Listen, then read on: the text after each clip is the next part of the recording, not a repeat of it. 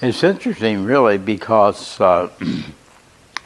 what the general public is now facing is as new to me as it is to the general public. Now, I have seen a lot of adversity in my life, and so forth.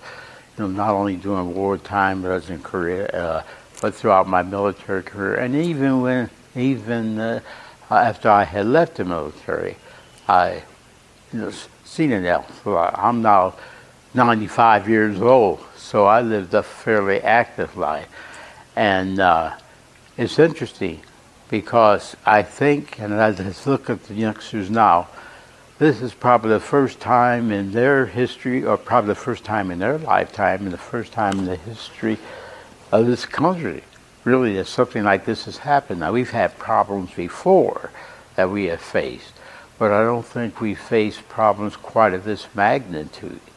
And the way it has not only affected us, but the way it has affected countries around the world. Everyone is facing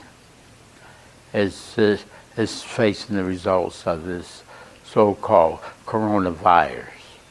But it's something that's real, and it's something that you're going to have to deal with. Now, they shut down all the schools and so forth. So for all you general youngsters out there, here you've been having a nice time. No school, but it certainly is getting awful boring about you. So let's just talk about some things for a while. There's going to come a time soon that you're going to have to go back to school. And probably the best advice that I can give you is something that I used when I was a Tuskegee Airman, and it involved 6 principles that we pretty much lived by. And I never heard of them, and it isn't that they were active when I was in the military. It's something that we came up with after the fact, and we thought about it. What is it that made the Tuskegee Airmen so famous? What is it? We had all the odds against us. We had all of the problems of quotas and the rest of it. They finally decided that, we will finally train them. So we had to fight that battle.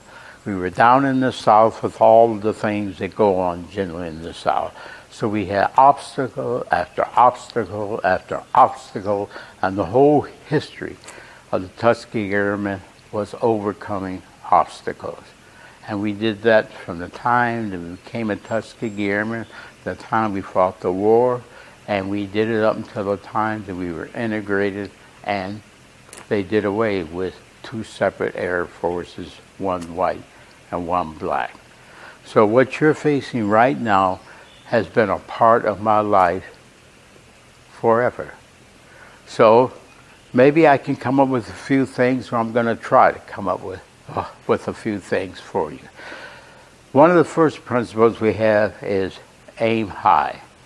Well, as I look at aim high, and I normally talk to a lot of youngsters, and what the first thing I tell youngsters, don't be afraid to dream. Dream about anything you want to dream about. Think about things that you might want to do. But dream big. Even dream becoming the President of the United States. It can happen. But aim high. And one of these times you're going to have a dream, and you're going to come up with what you want to finally be. And once that happens, then allow that to become your passion. If you say, I'm going to become a doctor, then let becoming a doctor be something that you become extremely passionate about. And you think about it all the time. And eventually, if you stay in school, and that's the next thing, you got to stay in school. Stay in school, finish it, and I guarantee you, you'll be ready to go out. So, number 1, aim high. Dream big. Think of anything you want to think of. And if you think about it, if you really want it, you can get it. Then there's another one. The next one is, let me see. I need a little help. Be ready to go. Be ready to go. So what does be ready to go mean? Well, Let's say you want to be a doctor. You can't want to be a doctor and not go to school, can you? I don't think so. There are certain topics that you have to take in school, isn't it, before they allow you in the medical school? I think there is. Matter of fact, I know there is. So whatever it is that you want to be, remember this, there has to be a period of preparing for that occupation that you want. You have your dream, now you're going to get ready for it. There are things that you'll have to prepare yourself for, and it's going to primarily be in schooling. There are certain topics that you're going to have to take. But this is easy. There are teachers there, there are counselors there, you can sit down with them, they're more than happy to tell you what you have to do, they'll put you on the right path, but then it's up to you to do it. Remember, there are no free rides. It takes effort, it takes time, and you have to now prepare yourself for this. You can speak to never quit. That's one of the things. Now, topics and whatever you have to do is not easy. There are going to be days when you're going to say you're sick and tired of it, and you want, don't you dare quit. Never, never quit. Never. Is it difficult? Sure, it's difficult. Have you ever seen anything worthwhile that you didn't have to really work for it? Did it come to you easy? Somebody give it to you? No, it doesn't work that way. So there's a certain amount of work that you have to put out if you hope to be successful. You have to believe in yourself. Now, trust me, there will be times that you will have doubt. We all have doubts. I've had doubts in every job that I ever went into. And the doubt all sitting around. Am I really ready for this? Am I prepared to do this? Can I do this? There's always that little self-doubt. But that is something that you can overcome. You have to. But it's simple.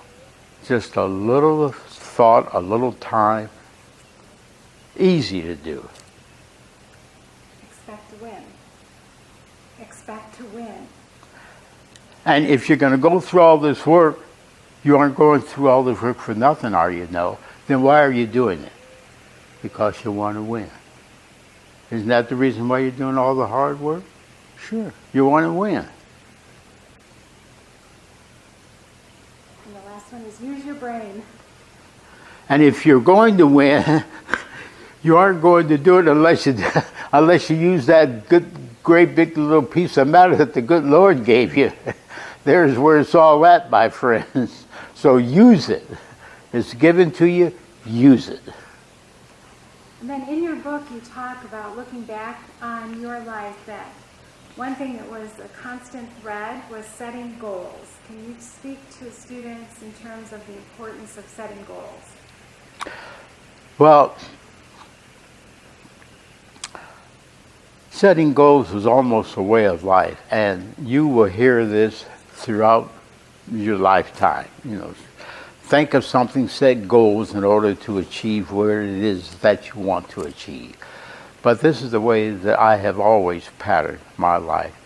And every job I ever went to, and let's take the military for example, I always looked at the guy who was ranked one above me. When I was a captain, I used to look at a lot of majors, and I said, boy, if that guy can get it, then I know I can. And I set my goal was for that next rank. I wanted to become a major, or whatever it was. When I was a second lieutenant, I wanted to become a first lieutenant. And I set my sights on being a first lieutenant. That was the goal. That's what I wanted. And that is what I worked toward. And that's where I put all my efforts. I knew what I had to do to get it. And looking at that guy, I knew I was as smart as he was. So I set certain goals for myself, achievements that I must achieve in order to get to my final goal.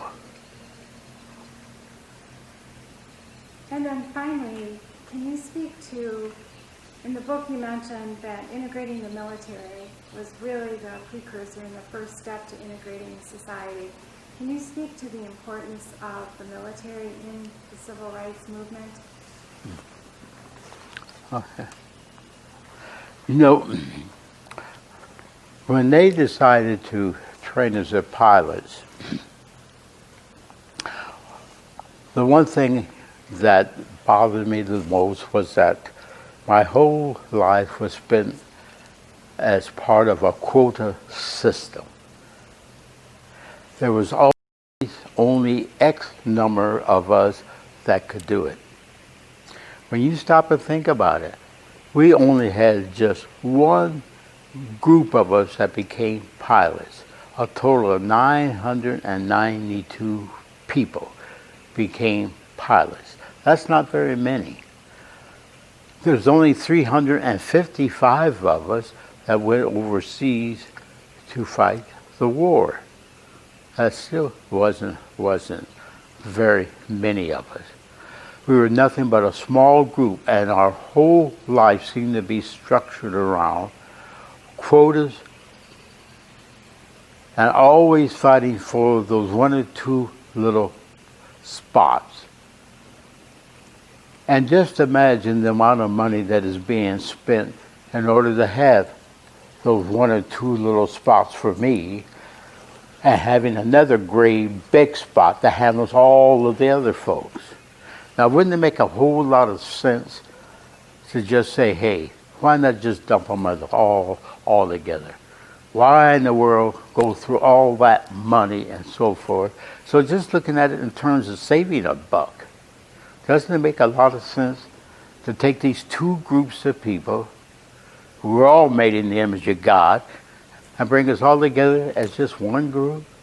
Do we have to have a separate car for you and a separate kind of car for me? That doesn't make sense, does it? We can have one car, one kind of car. Huh? So integrating was perhaps something that we often thought about it, and we did an outstanding job, and we knew that as Tuskegee Airmen, if we did not do an outstanding job, that there will never come a time in the history of this country that they will ever integrate us all together. But I honestly believe that the outstanding job that we did something that they knew that we could never do. We proved them wrong. We demonstrated that we could take the toughest assignments, do it well. And there came a time when Truman became president that Truman took that exact same view. And when he saw the outstanding job that we did in 1947, he said, this makes no sense. We're going to integrate the military. And of all of the places, the military, and you might think the military being so strict and whatnot would be the last ones to integrate. But they were the first ones. And it just makes common sense. He announced it in 1947 that we were going to integrate, no more of this other nonsense of a separate car for you, a separate one for him, a separate drinking spot for him, a separate drinking spot for you. No, we're going to stop all that foolishness. We're going to have one, we're going to integrate, we're going to be one group of people. And that's precisely what he did. He announced it in 1948, 1949. We integrated. We went to the four winds. And just think that this was almost a number of years, because it wasn't until 1964 that they passed the first law, or rather, our good president from Texas. What in the world was that? President Johnson. President Johnson. How in the world can I ever forget that man's name? When he passed the first law that brought us all together as a group. And it all makes so much sense. Can you think of any final thoughts that you would like to tell the students? One last parting message for the students? Yep. Set your goals. Aim high. Stay in school. I always tell, first and foremost, you got to stay in school. All bets are off. If you don't go to school, if you don't stay in school, if you don't take advantage of all this free schooling, and even going on above, and it might mean some sacrifices by your parents to send you off to college and whatnot, you got to do it. That's the basis for everything. With a good education, you got choices. Yep, you grow up with goals, but goals change. So you thought you want to become a doctor? Well, you got up and you said, no, I don't, because I think I want to become an engineer. Well, that's fine. Now you could easily make that change from becoming a doctor or engineer if you've gone to school, if you've taken all the right courses. And again, you got to get the education. And if you got it, you can now make choices. I don't want to become a doctor. I'm going to become an engineer. But without the education, can you become a doctor? No. Can you become an engineer? No. Can you become anything other than labor without education? Yeah, you can go on, you can dig ditches with a shovel, but who wants to dig ditches all their life? No way. Education, is, I believe, is the key to just about anything you want to do in your life. Get that, and the whole world opens up to you. All kinds of choices become available to you. Thank you so much.